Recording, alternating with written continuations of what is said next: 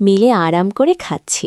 মিশু, হুমা, কাউকে পছন্দ করিস? আমি মার মুখের দিকে তাকিয়ে মুচকি মুচকি হাসছি।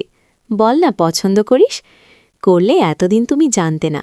তবে হ্যাঁ, একজনকে খুব ভালো লাগে এবং এও জানি তাকে আমি পাব না।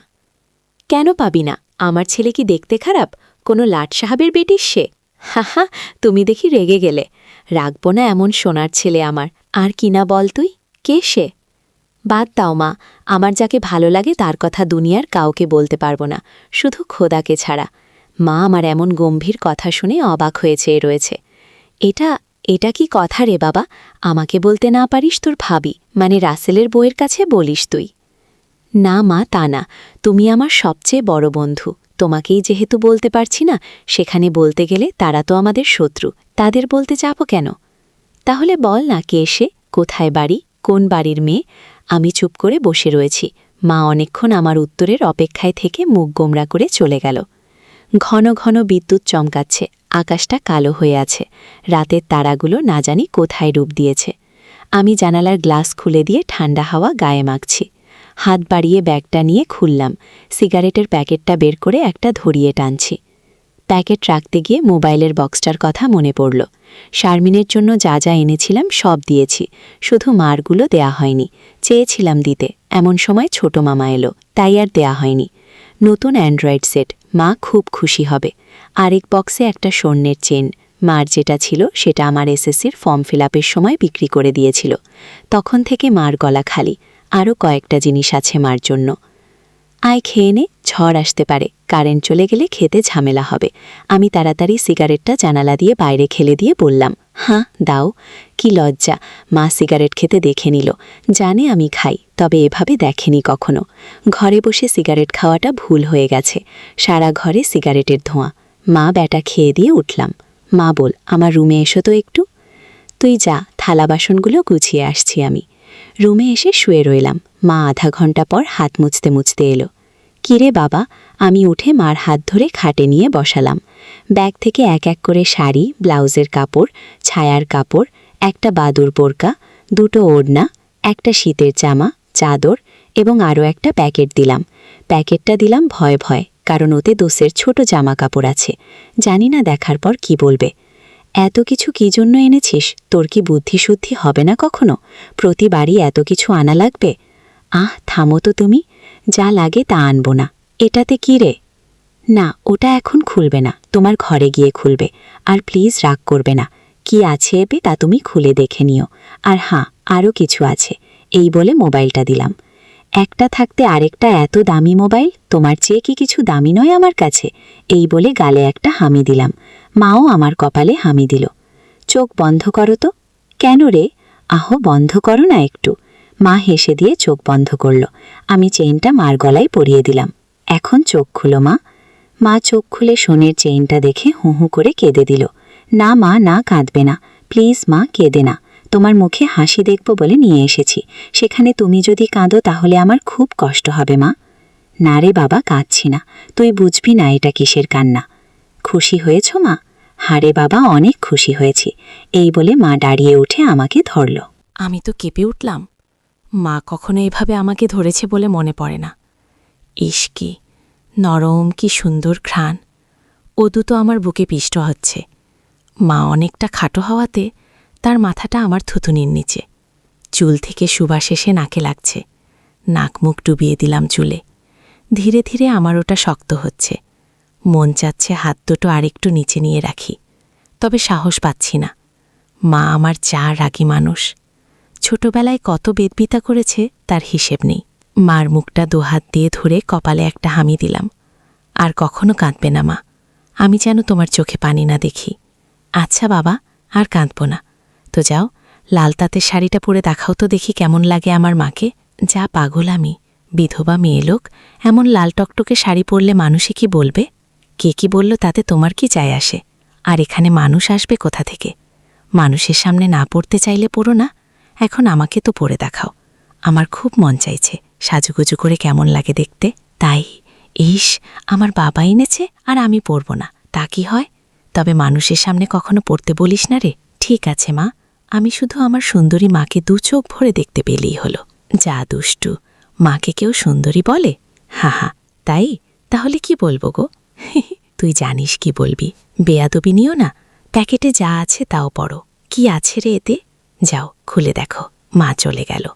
আমি পিছন থেকে দেখে মুগ্ধ হয়ে গেলাম। এই মহিলার কি কখনো যৌবনে ভাটা পড়বে না? প্রায় 15 মিনিট পরে মা এলো। অসম্ভব, এ কাকে দেখছি আমি? এতদিন এক পেরে শাড়িতে যে মাকে দেখেছি, তার সাথে এই মহিলার কেন মিল নেই? কি সুন্দর, অতুলনীয়, গর্জিয়াস, মারফেলাস, যতই উপমা দিই না কেন কম পড়ে যাবে। মা দরজার কাছে দাঁড়িয়ে আছে। আমি বিছানার পাশে হাঁ করে দাঁড়িয়ে আছি। মা ভীষণ মায়াবী করে হেসে চোখের ভ্রুর ওঠানামা করে জানতে চাইলে, কি, কেমন? আমি ধীরে ধীরে মার সামনে গিয়ে দাঁড়ালাম। কিরে, কেমন হয়েছে? দারুণ মা, খুব সুন্দর, মনে হচ্ছে অ্যাঞ্জেল। যা দুষ্টু, মাকে এমন কমপ্লিমেন্ট দিতে হয়? আমার 10 পাস মা যে এমন কথাও বলতে পারে জানা ছিল না। সরি মা, বলে হাত ধরে বিছানায় নিয়ে বসালাম। আমি নিচে বসে মার কোলে মাথা রাখলাম। তুমি সবসময় এমনভাবে থাকতে পারো না মা? আমার মাথায় চুলে হাত বুলিয়ে দিয়ে, কি পাগলের মতো বলছিস? মানুষে দেখলে কি বলবে? তাহলে বলো, আমি যে কয়দিন থাকবো সে কয়দিন এমন করে সেজে থাকবে। কেন রে? আমার খুব ভালো লাগে মা। হিহি, পাগল। আচ্ছা থাকবনি। আমি মুখ উঠিয়ে মার মুখের দিকে তাকিয়ে, ওগুলো পড়েছ মা? যা শয়তান, কিছু তো শরম কর। মার জন্য কেউ এসব আনে? জানি না মা, কেউ আনে কিনা, তবে বাবা থাকলে হয়তো আমিও আনতাম না। সে নেই দেখে মনে হলো আমার মার তো ভালো মন্দের খোঁজ রাখার কেউ নেই, তাই নিজেই রাখি। রাগ হয়েছ মা? না, রাগ হয়নি, কিন্তু আর আনিস না। কেন মা, পছন্দ হয়নি নাকি? সাইজে হয়নি?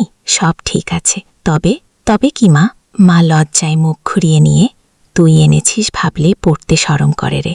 আজ থেকে আমাকে ছেলে নয়, বন্ধু ভাববে, তাহলে আর শরম করবে না। হবে মা, আমার বন্ধু? যা পাগল, সমবয়সী না হলে কি বন্ধু হওয়া যায়? এ যুগে ওসব পুরনো কথা মা। তাই বলে মা ছেলে?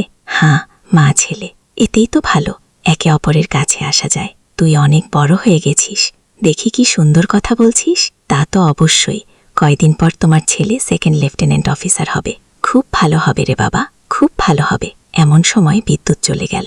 মোবাইলটা জ্বালাতো মিশু, দেখি চার্জার পাতিটা কোথায় আছে। থাক না মা, এমন কি? তুলে আমাকে তার দিকে একমনে তাকিয়ে থাকতে দেখে এখন আমি মার কাছে গেলাম। বসলাম।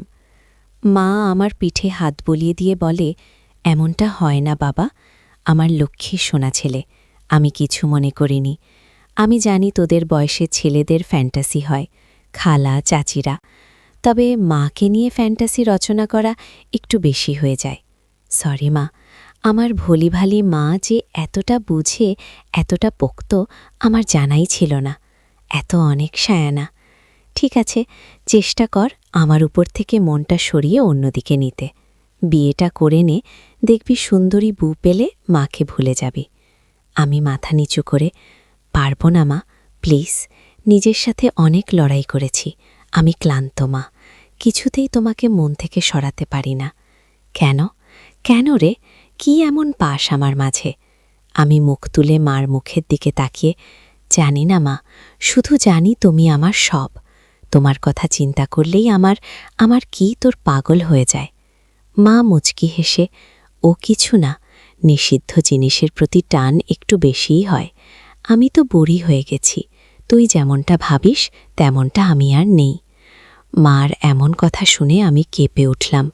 মাকে ইশারায় আমাকে বোঝালো যে তার জিনিসপত্র আর আগের মতো নেই, দেখলে আমার পছন্দ হবে না। দেখ বাবা, এক একজনের এক একজনকে ভালো লাগে, তাই বলে কি তাকেই নিজের করে পেতে হবে? এমন কেন কথা আছে? অন্য কেন মা হলে এসব কথা শোনার সাথে সাথে চিৎকার চেঁচামেচি করে বাড়ি মাথায় তুলত।